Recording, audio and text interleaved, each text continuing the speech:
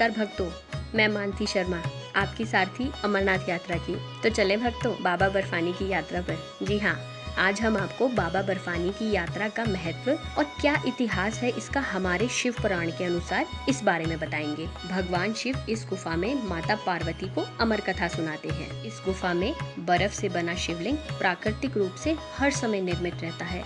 सिर्फ जून और जुलाई में ही हिमलिंग संपूर्ण रूप में होता है और यह हिमलिंग पहाड़ों में बूंद बूंद पानी के टपकने से प्राकृतिक रूप से निर्मित होता है।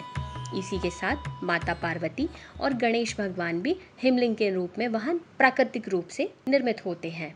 यह हिमलिंग ठोस बर्फ से बना होता है, जबकि गुफा के बाहर की बर्फ स्नोफॉल यानी सॉफ्ट और हल्की होती है, जो कि कच्ची होती है। शिव भगवान तो देवों के देव महादेव हैं। हमारे धार्मिक इतिहास के अनुसार एक बार देवर्षि नारद को यह जिज्ञासा हुई कि भोलेनाथ अपने गले में मुंड की माला क्यों धारण करते हैं। इसी प्रश्न की जिज्ञासा को लेते हुए वह कैलाश पर्वत चले गए, पर कैलाश पर्वत पर उन्हें माता पार्वती मिली। भोलेनाथ कहीं गए हुए थे। वह इतने जिज्ञासी थे कि उनसे सब्र ही नहीं हुआ। उन्होंने माता पार्वती से ही पूछ लिया कि माता, ये भोलेनाथ अपने गले में मुंड की माला क्यों पहनते हैं, क्या आपको पता है?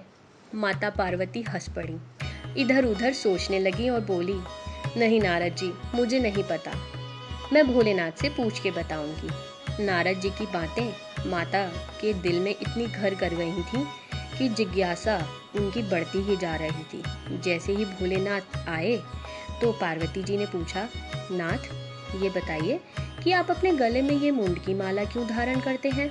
शिव जी ने उत्तर नहीं दिया, मुस्कुराने लगे।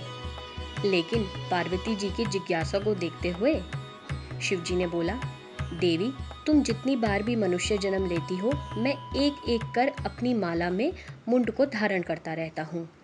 तो पार्वती जी ने कहा, स्वामी मेरा शरीर तो नश्वर है, मैं तो बार बार मृत्यु को प्राप्त होती हूँ, लेकिन आप तो अमर हैं। तो शिव भगवान ने कहा, देवी इसका रहस्य तो अमर कथा में है। तो माता ने कहा, मुझे भी बताइए ये अमर कथा क्या है कि मैं भी इस जन्म और मृत्यु के चक्र से स्वतंत्र हो सकूं। शिव जी ने इसका उत्तर नहीं दिया।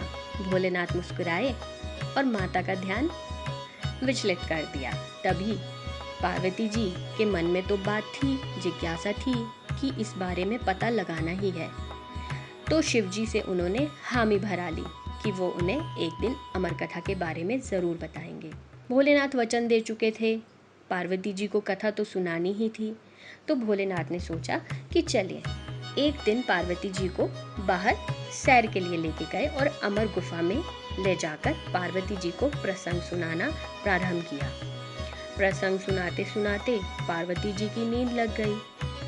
शिव भगवान प्रसंग सुनाने में इतना लीन हो गए कि उनको भी पता नहीं चला कि पहाड़ों के बीच में दो कबूतर यह कथा सुन रहे थे और घुर घुर की आवाज आ रही थी। शिव भगवान ये सोचे कि माता पार्वती कथा को सुनते हुए हामी भर रही हैं। जैसे ही कथा समाप्त हुई तो शिव भगवान ने देखा कि कबूतर उड़ गए।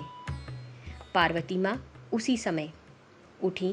पार्वती माँ तो कथा नहीं सुन पाई, लेकिन वह दोनों कबूतर अमर हो गए।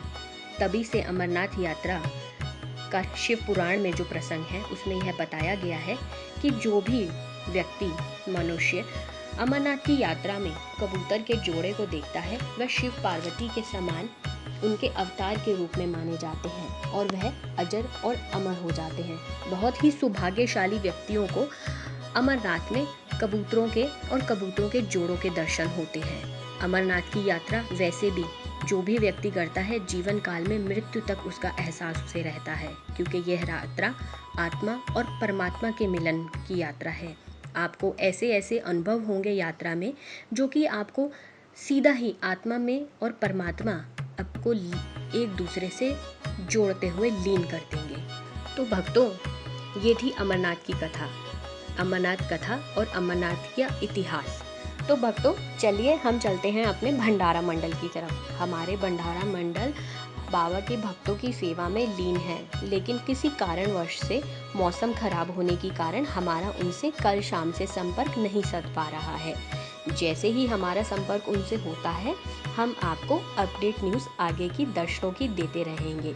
लेकिन हमारा भंडारा मंडल इतनी तेज़ बारिश और तूफान को भी बाबा का आशीर्वाद ही मान रहे हैं और बाबा की भक्ति में लीन हैं। हर हर महादेव, भूखे को अन्न और प्यासे को पानी।